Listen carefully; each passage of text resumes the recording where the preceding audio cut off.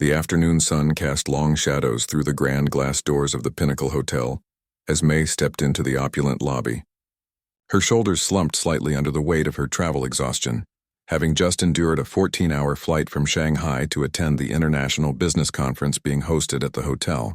The marble floors gleamed beneath her practical sneakers, a stark contrast to the polished leather shoes clicking across the lobby as business people hurried to meetings. May ran a hand through her slightly disheveled hair and adjusted the strap of her worn backpack. She hadn't bothered changing out of her comfortable travel clothes, a simple pair of black joggers and an oversized sweater, knowing she'd have time to freshen up before the evening's networking event. Right now, all she wanted was to check in, take a hot shower, and perhaps squeeze in a short nap to combat the jet lag that made her eyelids feel like sandpaper. The lobby bustled with activity. Men and women in tailored suits gathered in small groups, their laughter and conversation creating a constant hum that bounced off the high ceilings. Crystal chandeliers hung like frozen waterfalls above them, and plush velvet seating areas dotted the expansive space. At the center of it all stood the curved reception desk, its polished surface reflecting the warm glow of the ambient lighting. Behind the reception desk, a young man with gelled-back hair and a crisp uniform stood with perfect posture. This was Lee, recently promoted to the reception team at the Pinnacle, one of the city's most prestigious hotels. He'd been working there for just under 3 months, and the current business conference represented the biggest event he'd handled so far. His supervisor had emphasized the importance of maintaining the hotel's exclusive atmosphere during this high-profile gathering, and Lee was determined to impress. May approached the desk with a tired smile. "Hello," she said, her voice slightly hoarse from the dry air of the plane. "I'd like to check in, please." Lee glanced up, his eyes quickly taking in May's casual attire, the slight smudge of mascara beneath her eyes, and the absence of the typical luggage cart that accompanied proper guests. His smile tightened almost imperceptibly. "Welcome to the Pinnacle Hotel," he said, his tone professionally cool. "Do you have a reservation?" "Yes, I do," May replied, digging through her backpack for her phone. "My assistant made it last week. Just give me a second to find the confirmation email." Lee's fingers hovered over his keyboard, his eyes darting to the line forming behind May. Several well-dressed executives waited with gleaming luggage sets, clearly part of the conference's VIP attendees. He felt a twinge of impatience as May continued to rummage through her bag. "Perhaps you have the wrong hotel?" Lee suggested, his voice dropping slightly. "The Comfort Inn is just 3 blocks down, if that helps." May looked up surprised. "No, I'm definitely booked here. It should be under—" She paused, trying to remember whether her assistant had booked it under her personal name or her company's name. The jet lag was making it difficult to think clearly. Maybe try looking under Global Innovations. "I'm here for the tech conference." Lee typed the name half-heartedly into the system, barely glancing at the results before shaking his head. "I'm not seeing anything. The Global Innovations group checked in yesterday, and all their representatives are already accounted for." A distinguished older gentleman in a navy suit cleared his throat behind May, checking his watch pointedly. Lee noticed and straightened his posture further. "Ma'am, we're quite busy at the moment with legitimate check-ins. Perhaps you could step aside and sort out your booking details. Or check with your assistant." The slight pause before the word assistant carried an unmistakable hint of disbelief. May's cheeks warmed. She'd traveled enough to recognize when someone was making assumptions based on appearances, but she was too exhausted to address the subtle insult directly. "Look, I know I'm booked here. Can you please check under my name? Mei Huang, Huang." Lee's fingers moved reluctantly across the keyboard. "No reservation under that name either," he said after a cursory glance. His voice had grown louder now, as if to ensure the growing line behind May could hear that he was handling the situation. "As I mentioned, you might be confused about the hotel. This is the Pinnacle. Our rooms start at $500 per night." The implications hung in the air, that May couldn't possibly afford to stay there, that she didn't belong in this world of luxury and business elites. "I'm aware of what hotel this is," May replied, her patience fraying around the edges. She pulled up her email app and began scrolling frantically. "I have the confirmation somewhere. My company is one of the main sponsors of the conference." "Many companies are involved with the conference," Lee replied dismissively, "but all legitimate guests received proper check-in instructions and would have their reservations clearly marked in our system." A few people in line had begun to whisper among themselves, glancing at May with a mixture of curiosity and annoyance. The weight of their stares made her shoulders tense. This wasn't how she'd imagined beginning this important business trip. "Could you please check with your manager?" May asked, trying to keep her voice steady. "There might be some confusion in the system. Our management team is currently handling important matters with our conference partners," Lee replied, emphasizing the last two words. "I can assure you that our booking system is state-of-the-art and doesn't make mistakes. If you're not finding your confirmation, perhaps your assistant didn't complete the booking process correctly." The repeated emphasis on assistant made May's stomach tighten. She'd faced this kind of treatment before. People who looked at her and saw only a young Asian woman in casual clothes, not the chief technology officer of a rising global company. "I understand you're busy," May said, forcing calm into her voice. "But I flew 14 hours to be here and I know my reservation exists. Could you please just take another moment to check thoroughly, maybe under the corporate account?" Lee's jaw tightened. He was growing increasingly uncomfortable with May's persistence. The line behind her had grown to 7 people now, all of them looking impatient and properly dressed for the Pinnacle's standards. His supervisor had emphasized the importance of efficiency during this busy period, and this woman was holding up the process. "Ma'am," he said, his voice taking on an edge of authority, "I've checked our system thoroughly. You do not have a reservation at this hotel. I'm going to have to ask you to step aside so I can assist our waiting guests." May stood her ground, fatigue giving way to frustration. "I'm not leaving this desk until we sort this out." "Call your manager, please." Lee's nostrils flared slightly. He pressed a button beneath the desk, a subtle signal to security that there might be a situation developing. "There's nothing to sort out. You don't have a reservation, and you're disrupting our operations during a very important event." "I'm part of that important event," May insisted, her voice rising slightly despite her best efforts to remain composed. "I'm speaking at tomorrow's panel on ethical AI development." Lee let out a short, disbelieving laugh. "Right, of course you are." His eyes flicked over her travel-worn appearance once more. "Look, this is getting ridiculous. Either step aside voluntarily, or I'll have to call security to escort you out." The whispers behind her grew louder. May felt her face burning with a mixture of anger and humiliation. She'd faced prejudice before, but rarely so blatantly, and never when she was this exhausted and vulnerable. "Fine. Call security," she said, crossing her arms. "And while you're at it, call your general manager too. I think they'd be very interested to know how you're treating one of the conference's keynote speakers." Lee rolled his eyes slightly, not bothering to hide his disbelief anymore. He pressed another button on his phone. "Security to the front desk, please. We have an unauthorized person refusing to leave." The growing scene had attracted attention from across the lobby. A few conference attendees had paused their conversations to watch the confrontation unfolding at the reception desk. May noticed some of them taking out their phones, perhaps to record what was happening, which only added to her discomfort. 2 men in dark suits appeared from a side door, walking briskly toward the reception desk. Lee pointed subtly at May and they adjusted their course to approach her directly. "This woman doesn't have a reservation and is refusing to leave," Lee explained to the security guards, loud enough for everyone nearby to hear. "She's disrupting our check-in process during the conference." One of the security guards, a tall man with a close-cropped haircut, turned to May. "Ma'am, if you don't have a reservation, we'll need to escort you out of the building." May felt a wave of helplessness wash over her. Jet-lagged, outnumbered, and publicly humiliated, she wasn't sure how to proceed. She knew she belonged here, knew her company had booked and paid for her room, but proving it was becoming increasingly difficult as fatigue clouded her thinking.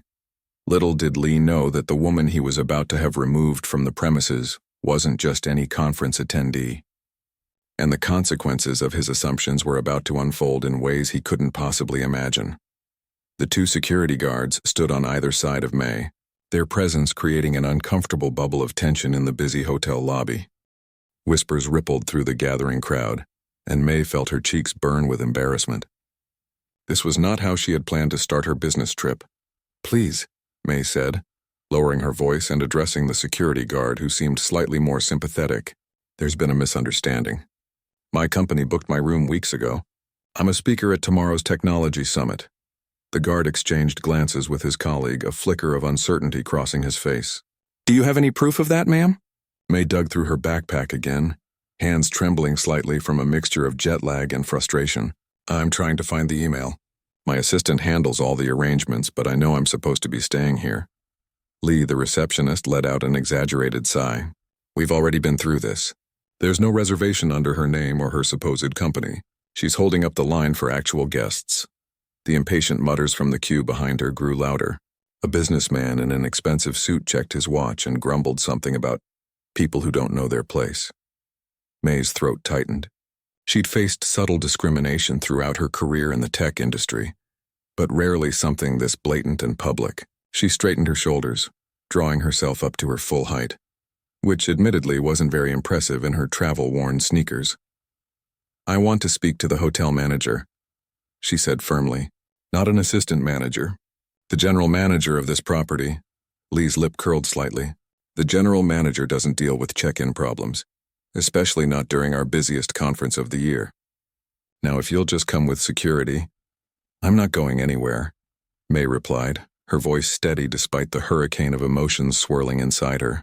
Either you call your manager, or I'll call my company's legal team. Your choice. The mention of lawyers made Lee hesitate briefly before his expression hardened again. Fine. Wait over there, he said, gesturing to a corner of the lobby far from the reception desk. Security will stay with you while I see if anyone from management is available to deal with this situation.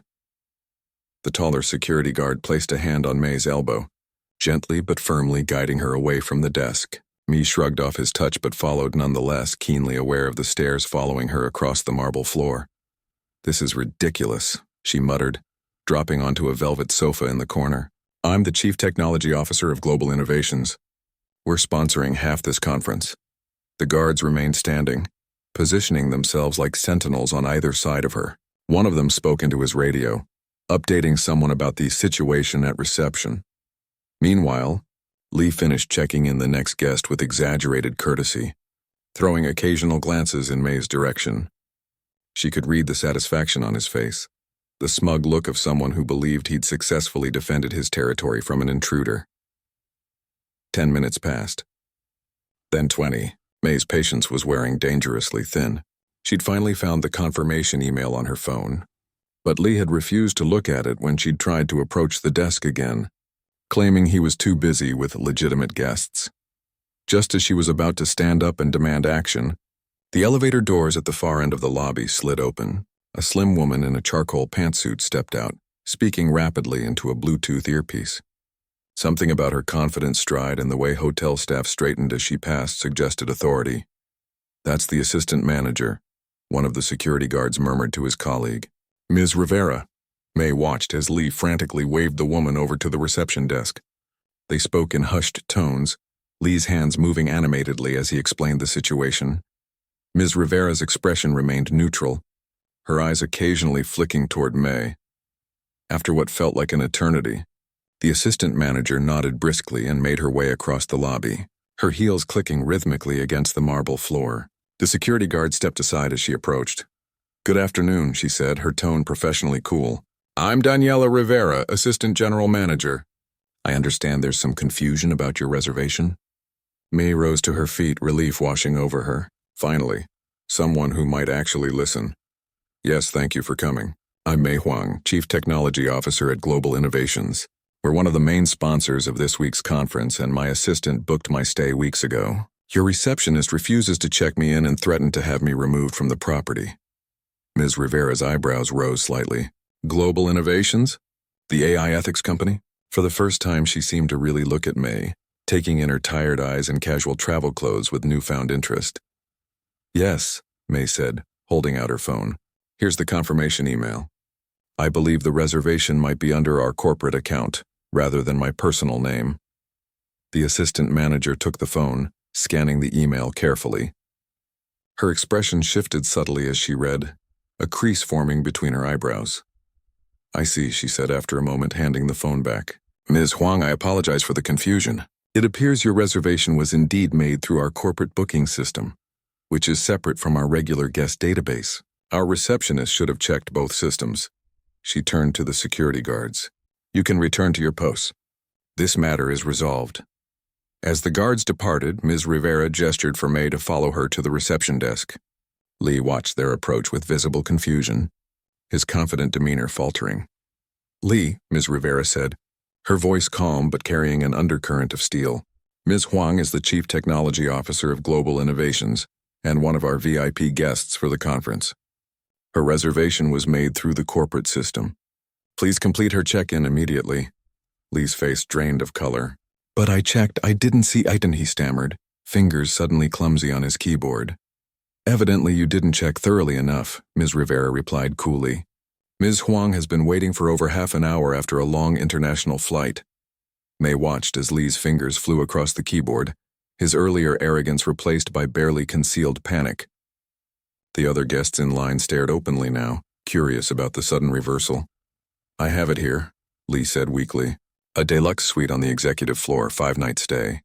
I don't know how I missed it before." "Perhaps because you were too busy making assumptions," May said quietly. Just loud enough for Lee and Ms. Rivera to hear. Lee flushed deep red but said nothing as he prepared the keycard with trembling. Hence Ms. Rivera turned to May with a professional smile that didn't quite reach her eyes. "On behalf of the Pinnacle Hotel, I want to personally apologize for this unfortunate incident. Your stay will be complimentary, of course, and I'll make sure the general manager is informed." May accepted the keycard from Lee, who couldn't seem to meet her gaze. "Thank you, Ms. Rivera. I appreciate you sorting this out." She deliberately did not thank or acknowledge Lee. As she turned to head toward the elevators, Ms. Rivera added, "A staff member will bring your luggage up immediately." "I travel light," May replied, patting her backpack. "This is all I have." She could almost feel Lee's mortification as the realization sank in. Another assumption he'd made, another way he'd misjudged her. The businessman who had been grumbling in line earlier now stared at May with new interest, clearly reassessing his own snap judgment. The elevator ride to the executive floor gave May her first moment of privacy since the ordeal began. As the doors closed, she leaned against the wall and let out a long, shaky breath. The confrontation had left her drained, the adrenaline fading to leave only bone-deep exhaustion in its wake. Her suite was spacious and elegant, with floor-to-ceiling windows offering a stunning view of the city skyline. Under different circumstances, she would have appreciated the luxury. Now she simply dropped her backpack on the plush carpet and sank onto the edge of the king-sized bed. Her phone buzzed with a message from her assistant. "Hope check-in went smoothly. Reminder, dinner with the board at 8 p.m. May didn't have the energy to explain what had happened. Instead, she sent a brief "arrived safely, see you at dinner," before kicking off her shoes and lying back on the bed. She should shower, should unpack her few belongings, should review her notes for tomorrow's presentation. But for a few minutes she allowed herself to simply exist in the quiet of the room, processing the humiliation and anger she'd experienced in the lobby. A soft knock on the door roused her from her thoughts. With a weary sigh, she padded across the carpet and peered through the peephole. An older man in an impeccable suit stood in the hallway, his silver hair and commanding presence marking him as someone important. Behind him stood Ms. Rivera, looking significantly more nervous than she had downstairs. May opened the door, curiosity overriding her desire for solitude. "Ms. Huang," the man said, extending his hand. "I'm Richard Chen, general manager of the Pinnacle Hotel. I've just been informed about the unfortunate incident at reception. May I come in for a moment?" May stepped aside, allowing the pair to enter. Richard Chen moved with the confident ease of someone accustomed to luxury and authority. He took a seat in one of the armchairs by the window, gesturing for May to join him. Ms. Rivera remained standing, her posture rigid. "First, let me offer my sincere apologies," Mr. Chen began, his voice grave. "What happened at our reception desk today is completely unacceptable and goes against everything the Pinnacle stands for." May settled into the chair opposite him. "Thank you, Mr. Chen. I appreciate you coming to speak with me personally." "It's the least I can do," he replied. "Global Innovations is an important partner for this conference, and you personally are a respected figure in the tech industry. But more importantly, what happened was simply wrong. No guest should be treated that way, regardless of their status." For the first time since arriving at the hotel, May felt herself truly relaxing. Here, finally, was someone who understood the real problem. What she didn't yet know was that this uncomfortable incident was about to become much more complicated and much more public than anyone in the room could possibly imagine. Morning light streamed through the floor-to-ceiling windows of May's suite, casting warm rectangles across the plush carpet. After a restful night's sleep in the surprisingly comfortable bed, she felt much more like herself. The humiliating incident at check-in seemed more distant now, though not entirely forgotten. May sipped her green tea as she reviewed her presentation notes one final time. In 3 hours, she would be delivering the keynote speech on ethical AI development to a room full of industry leaders. This conference could mean major partnerships for global innovations, and she was determined not to let yesterday's unpleasantness affect her performance. Her phone buzzed with a message from Wu, her assistant. Breakfast meeting with board members in 30 minutes. Conference room B, mezzanine level. With a sigh, May set down her tea and headed for the shower. She'd hoped for a quiet morning to center herself before the presentation, but business came first. At least she'd managed to unpack her clothes last night. No more joggers and oversized sweaters. Today, she would look every bit the executive she was. 40 minutes later, dressed in a tailored navy pantsuit with her company's distinctive silver pin on the lapel, May stepped out of the elevator onto the mezzanine level. The difference in how hotel staff regarded her was immediate and striking. The same security guard who had been ready to escort her from the premises yesterday now nodded respectfully as she passed. A housekeeper stepped aside with a deferential smile. Even the air seemed different somehow, as if the hotel itself recognized her rightful place within its walls. Conference room B was easy to find, its frosted glass doors emblazoned with the Global Innovations logo. Inside, several people were already gathered around a large oval table laden with breakfast pastries, fruit platters, and carafes of coffee. May called out the company's founder and CEO, a tall woman with short gray hair. "We were just talking about you. Come join us." As May took her seat at the table, she noticed a copy of that morning's business newspaper, folded beside each place setting. Her stomach dropped when she saw the headline, "Tech Conference Kicks Off with Controversy. Global Innovation CTO Profiled at Host Hotel." "I see you've made the papers," remarked the CEO, tapping the newspaper with one manicured finger. "Word travels fast in this industry." May picked up the paper with trepidation. "How did they find out so quickly?" "Social media," replied the marketing director, sliding his tablet across the table. "Someone in the lobby filmed part of the incident. It's been viewed over 50,000 times since last night." Sure enough, there on the screen was a shaky video clearly showing May surrounded by security guards, while the receptionist and a line of business people looked on. The footage was brief but damning, capturing Lee's dismissive tone as he claimed she couldn't possibly have a reservation. May felt her cheeks burn. "I had no idea anyone was recording." "Welcome to 2025, the marketing director said with a sympathetic grimace. "Everything ends up online these days." The CEO leaned forward, her expression thoughtful. "The question is, how do we want to handle this? The hotel management called me last night, falling over themselves to apologize. They're terrified we'll pull our sponsorship. We could certainly use it as leverage to negotiate better terms for next year's conference," suggested the chief financial officer, a pragmatic man with wire-rimmed glasses. "Or we could issue a statement condemning their handling of the situation," added the marketing director. "Position ourselves as champions against bias and discrimination. It would align perfectly with our ethical AI messaging." May listened to her colleagues debate the strategic advantages of various responses, feeling increasingly uncomfortable. What had happened to her was deeply personal, a humiliating reminder of the assumptions people still made based on appearance. Now it was being discussed like a marketing opportunity. "What do you think, May?" the CEO asked finally. "You're the one who experienced it firsthand." All eyes turned to her, and May took a moment to gather her thoughts. "I think," she began slowly, "that turning this into a public relations battle won't solve anything.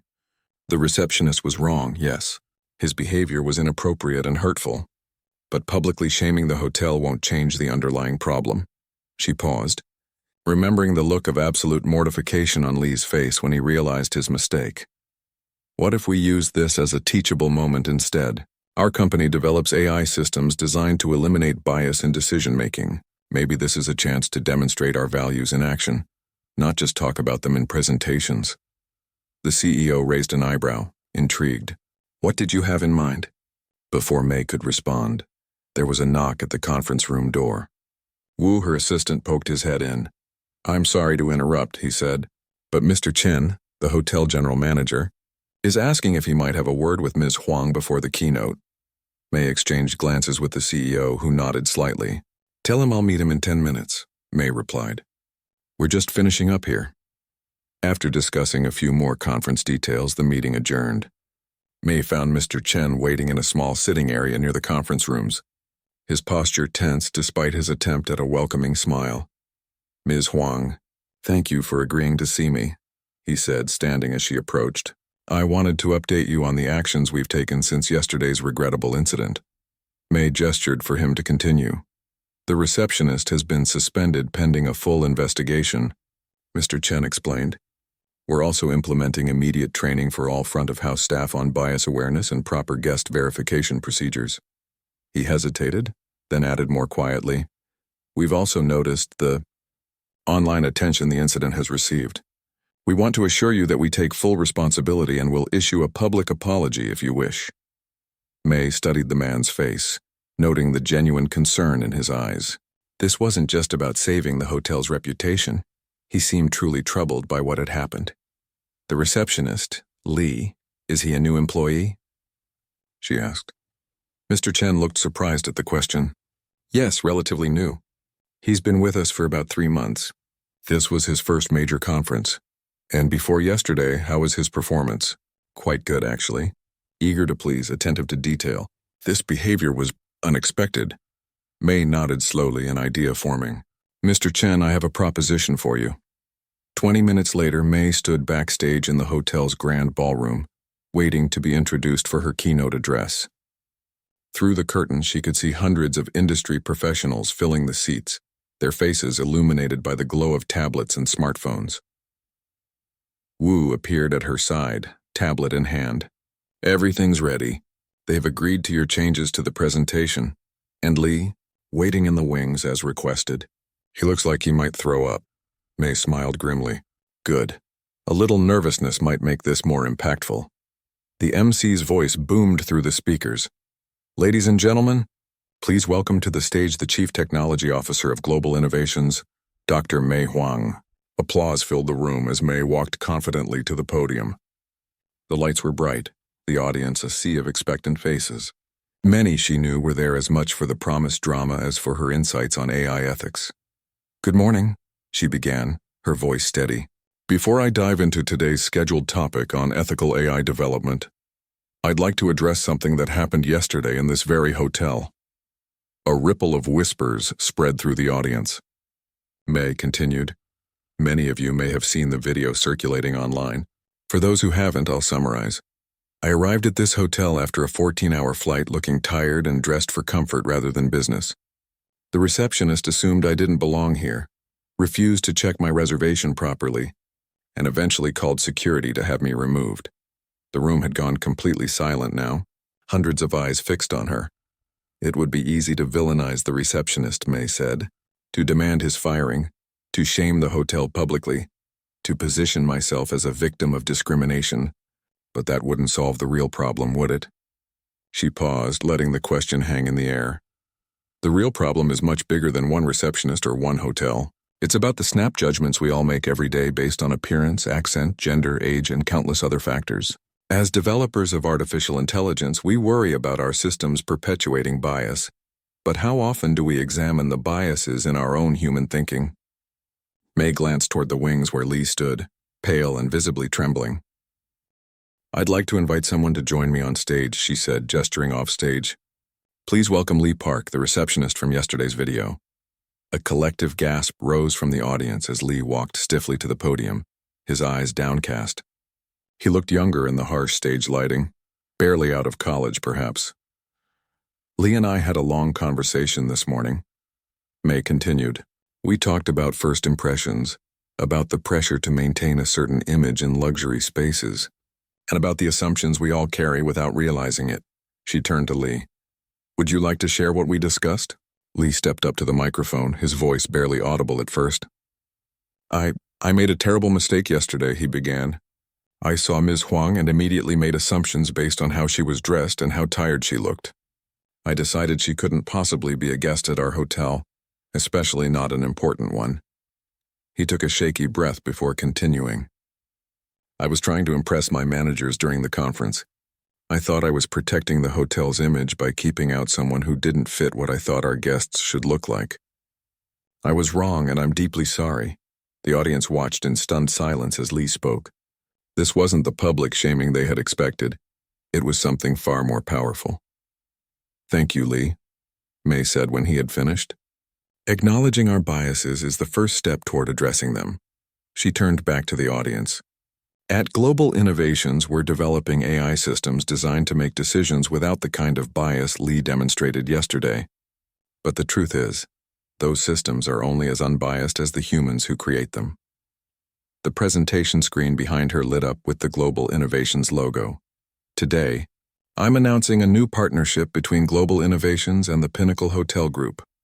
Together, we'll be developing a comprehensive training program on recognizing and overcoming unconscious bias, a program that will be made freely available to hospitality businesses worldwide."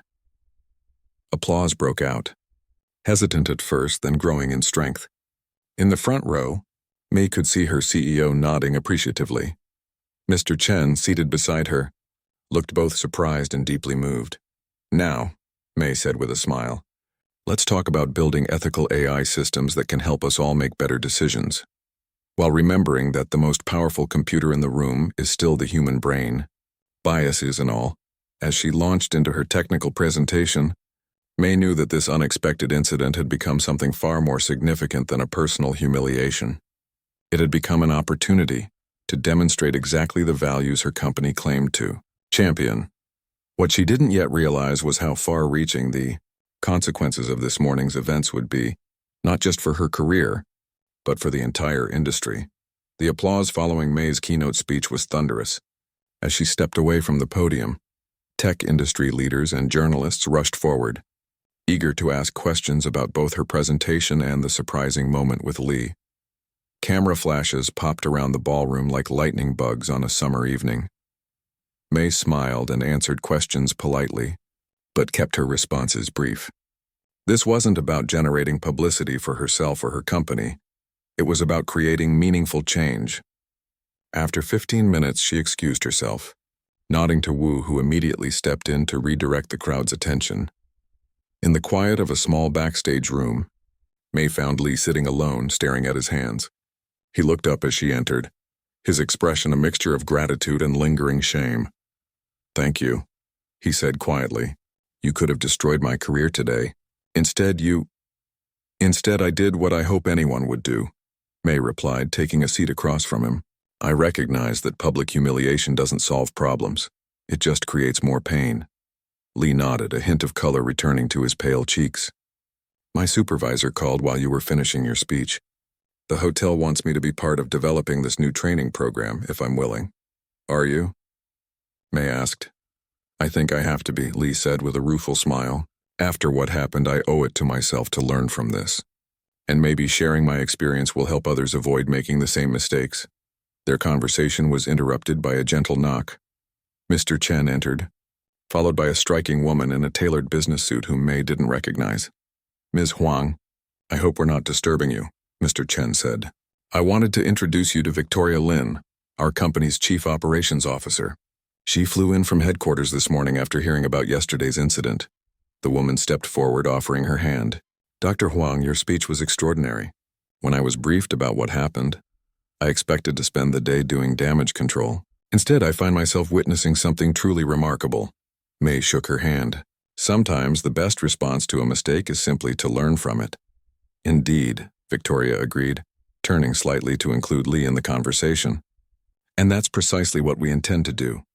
Mr. Chen tells me you've proposed a partnership between our organizations." "Just a framework for one," May clarified. "The details would need to be worked out by our respective teams." Victoria nodded thoughtfully. "I'd like to expand on your idea, if I may. What if we made this more than just a training program? What if we used it as the foundation for an industry-wide initiative?" The four of them spent the next hour discussing possibilities, with Lee occasionally offering insights from his perspective as someone on the front lines of customer service. By the time they emerged from the room, a bold new vision had taken shape, one that could potentially transform not just the Pinnacle Hotel Group, but the hospitality industry as a whole. As they parted ways, Victoria handed May her business card. "My team will be in touch tomorrow to formalize our agreement. And Dr. Huang, thank you for turning what could have been a PR nightmare into something genuinely meaningful." The rest of the conference day passed in a blur of panel discussions, networking opportunities, and impromptu meetings. Everywhere May went, people approached her with comments about her keynote speech. Some praised her compassion, others her business acumen, but all seemed genuinely moved by what they had witnessed. That evening, exhausted but satisfied, May returned to her suite. She kicked off her heels and was about to change into something more comfortable when her phone rang. It was the CEO. "May," she said without preamble, "have you seen what's happening online?" "No," May replied, suddenly alert. "What's going on?" "Your speech has gone viral. The video has over 1 million views already, and it's being shared by major news outlets. Masan, compassionate leadership is trending, with people sharing their own stories of bias and forgiveness." May sank onto the edge of the bed, stunned. "I never expected that." "Neither did I," the CEO admitted. "But I should have. You tapped into something powerful today, something people are hungry for in a world that's become too quick to condemn and too slow to understand." She paused, then added more softly, "I'm proud of you, May, not just for how you handled the situation, but for staying true to our company's values, even when it would have been easier to take a different path." After they hung up, May opened her laptop and tentatively searched for news about the conference. The CEO hadn't exaggerated. Her speech was everywhere. Video clips, analysis pieces, social media discussions. Some commentators were focusing on the business implications, others on the human story at its core. One headline in particular caught her eye. "From confrontation to collaboration: how one executive turned discrimination into a teaching moment." The article was thoughtful and nuanced, exploring how May's response challenged the typical social media cycle of public shaming and defensive apologies. It concluded with a quote from a hospitality industry expert. "What Dr. Huang and the Pinnacle Hotel have initiated could become a blueprint for how companies respond to bias incidents, not with mere damage control, but with genuine commitment to systemic change." May closed her laptop, feeling suddenly overwhelmed by the attention. She hadn't sought the spotlight. She'd simply followed her instincts about the right thing to do. Now somehow she had become the face of a movement. Her phone pinged with a text message from an unknown number. "Thank you for your kindness today. My mother saw the video and called crying. She said she's been treated like that many times in her life, but never saw someone change the story. Lee." The message brought unexpected tears to May's eyes. In that moment, all the business implications and viral attention faded in importance. What mattered was that one person had been given a chance to learn and grow, rather than being defined by his worst moment. The next morning, May awoke to a schedule change notification from Wu. Her final day at the conference had been completely reorganized to accommodate requests for meetings with hospitality industry leaders, diversity and inclusion specialists, and technology companies interested in supporting the new initiative. "Sorry about the changes," Wu wrote, "but this is too important to pass up.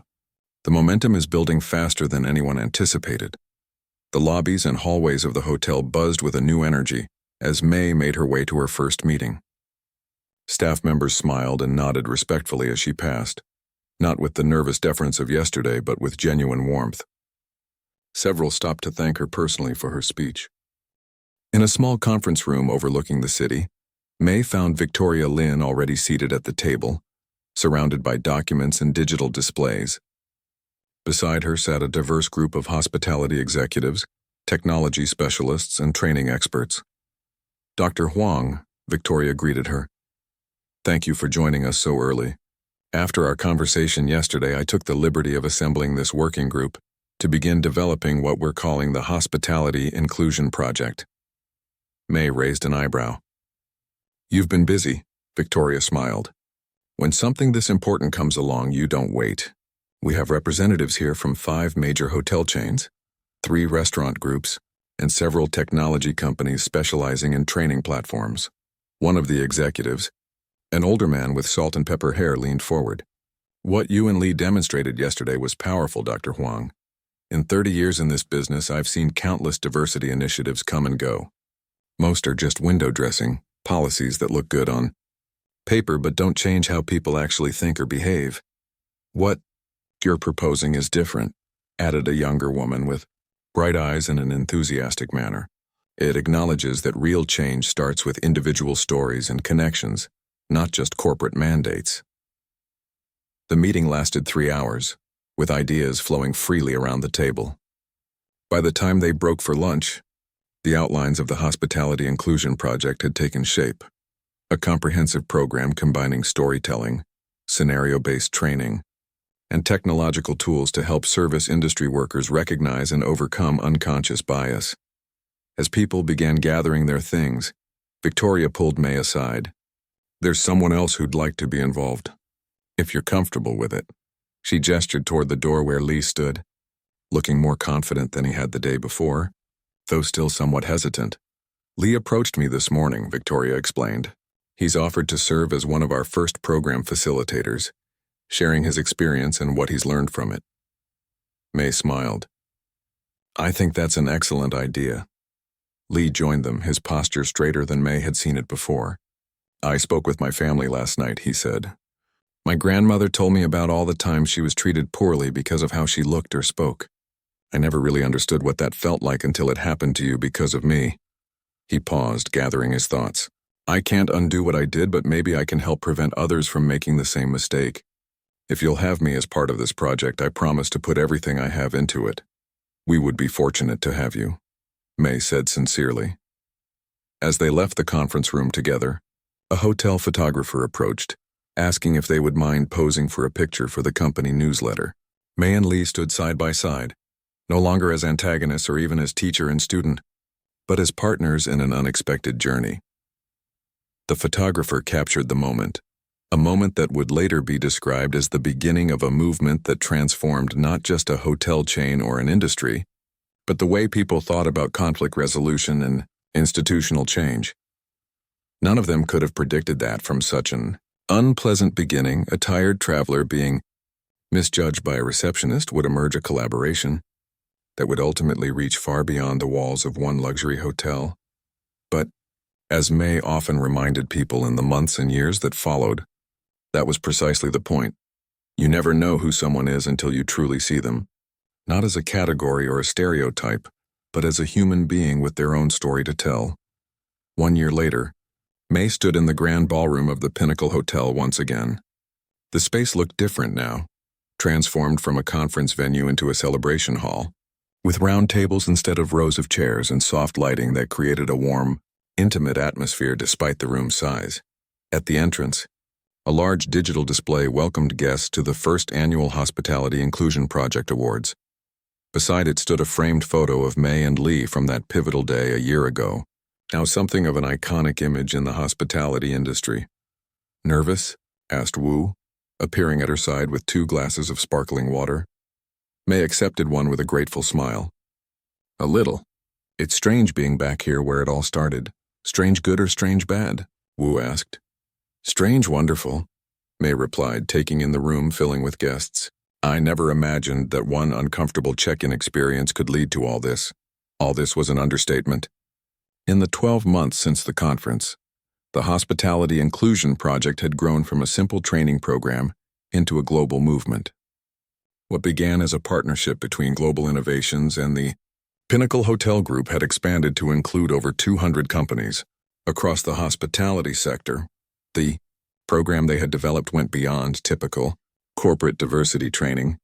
It centered on real stories, not just May and Lee's, but dozens of others contributed by people who had experienced bias or had recognized their own biased behavior. These stories formed the foundation of an immersive training system that combined virtual reality scenarios, facilitated discussions, and practical tools for interrupting unconscious bias. The results had exceeded everyone's expectations. Hotels and restaurants reported improved guest satisfaction, reduced complaints, and stronger team cohesion. More importantly, individual employees shared stories of transformation, moments when they caught themselves making assumptions or when they chose to look deeper rather than judging at first glance. There you are. Called Victoria Lynn, now the chief executive officer of the Pinnacle Hotel Group following her predecessor's retirement. The media is asking for a joint photo with you, Lee, and the award finalists before dinner begins. May nodded and followed Victoria through the crowd, stopping occasionally to greet people she recognized, industry leaders, training specialists, and hotel staff who had become friends over the past year. Near the stage, Lee waited with a group of 5 people, the finalists for tonight's Inclusion Champion Award, selected from hundreds of nominations across the industry. He looked completely different from the nervous receptionist May had first encountered. Now the Hospitality Inclusion Project's lead facilitator, Lee carried himself with quiet confidence, his former shame transformed into purpose. Dr. Huang, he greeted her with a warm smile and a respectful nod. They had moved past formal handshakes months ago, but Lee still maintained a certain reverence in his manner that May had given up trying to discourage. Please, I've told you 1,000 times to call me May, she reminded him, returning his smile. And I've told you 1,000 times that my grandmother would haunt me if I showed such disrespect to someone who changed my life.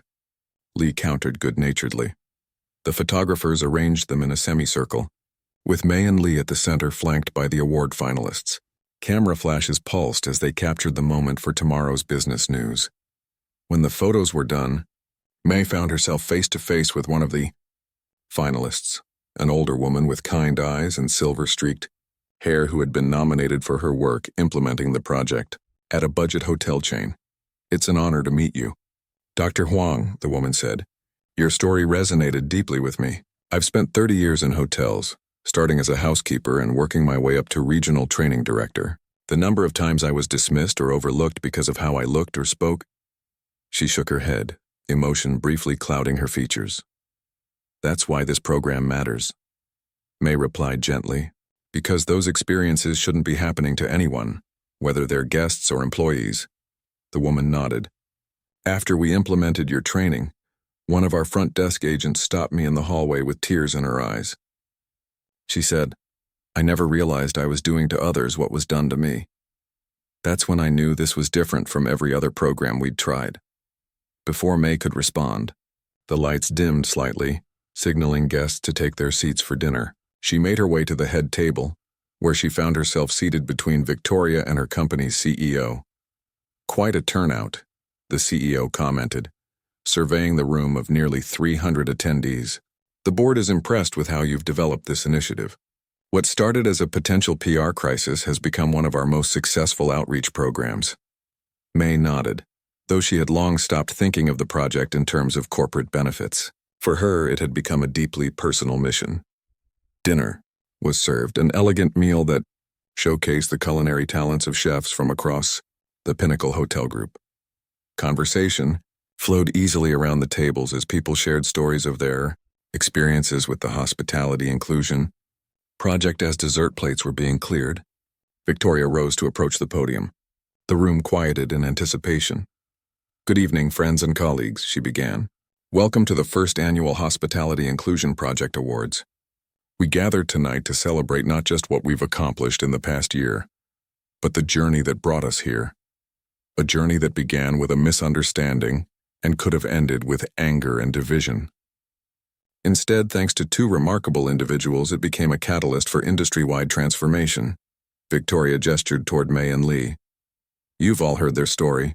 Many of you have watched the video of May's keynote speech that went viral. But what you might not know are all the small moments that happened after the cameras stopped rolling. The late-night meetings, the challenging conversations, the moments of doubt and breakthrough that shaped this project into what it is today. She continued, sharing statistics that demonstrated the program's impact. A 78% reduction in guest complaints related to discriminatory treatment, a 45% increase in employee satisfaction scores, and testimonials from people whose lives had been touched by the initiative. But numbers only tell part of the story, Victoria said, her voice softening. The real success of the Hospitality Inclusion Project lies in the everyday interactions that never make headlines, the guest who feels truly welcomed, Despite not fitting someone's preconception of what a typical customer looks like, the employee who feels empowered to speak up when they witness bias, the traveler who enters our spaces knowing they will be seen as an individual, not a stereotype. She paused, looking around the room. Tonight we honor those who have gone above and beyond in championing these values. But first I'd like to invite the two people who started it all to share their reflections on this remarkable year. Victoria gestured toward May and Lee, who made their way to the stage together. Lee spoke first, his voice steady as he addressed the crowd. A year ago I made a terrible mistake. I looked at Dr. Huang and saw only what my biases told me to see. Not the brilliant executive, the thoughtful leader, or even simply the tired traveler who deserved respect and care. He glanced at May. I could have lost my job. Instead, I was given a chance to learn, to grow, and to help others avoid making the same mistakes. Every day I'm grateful for that second chance. When Lee finished, May stepped forward. When people ask me why I didn't demand that Lee be fired, why I chose collaboration over confrontation, I tell them this. Change doesn't happen through punishment alone. It happens through connection, through the moments when we see each other's humanity and recognize ourselves in someone else's story. She looked out at the faces watching. Her, hotel managers and housekeepers, executives and front desk agents, chefs and concierges. What began as an uncomfortable moment between two strangers has become something much larger than either of us. It's become a community of people committed to seeing beyond first impressions, to looking deeper than appearances, to creating spaces where everyone feels valued and welcome. May smiled. The true success of this project isn't measured in awards or recognition. It's measured in the stories we may never hear, the instances of bias that didn't happen because someone paused, reflected, and chose a different path. It's measured in the person who walks into a hotel lobby feeling apprehensive, but leaves feeling respected. It's measured in the small daily choices that slowly change a culture. After the applause faded, Victoria returned to the podium to present the awards. The Inclusion Champion honor went to the silver-haired training director May had spoken with earlier, whose personal story of overcoming bias in her own career had inspired her to become a passionate advocate for the program. As the formal ceremony concluded and people mingled over coffee and dessert, May found herself standing near the spot where, 1 year ago, she had faced humiliation at the hands of a dismissive receptionist. Now she watched as Lee chatted animatedly with hotel executives about expanding the program internationally. Full circle, isn't it? Observed the CEO, joining her with a glass of champagne in hand. More like a spiral, May replied thoughtfully. We've returned to the same place, but at a different level. From across the room, Lee caught her eye and smiled, a smile of gratitude, respect, and shared purpose. May raised her water glass in a silent toast, acknowledging the journey they had taken together. What had begun as a receptionist degrading and kicking a woman out of a hotel without knowing who she was had transformed into a movement that was changing not just the hospitality industry, but the lives of countless individuals who would never know they had been spared the sting of judgment or dismissal. It wasn't a perfect solution. Bias would never be completely eliminated, and there would always be more work to do. But in this moment, surrounded by people committed to seeing each other more clearly and treating each other more kindly, May felt something that had been in short supply in recent years. Hope. Hope that from painful moments could come growth.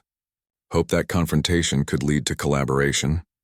Hope that people could change, systems could improve, and the world could become just a little more welcoming for everyone who moved through it.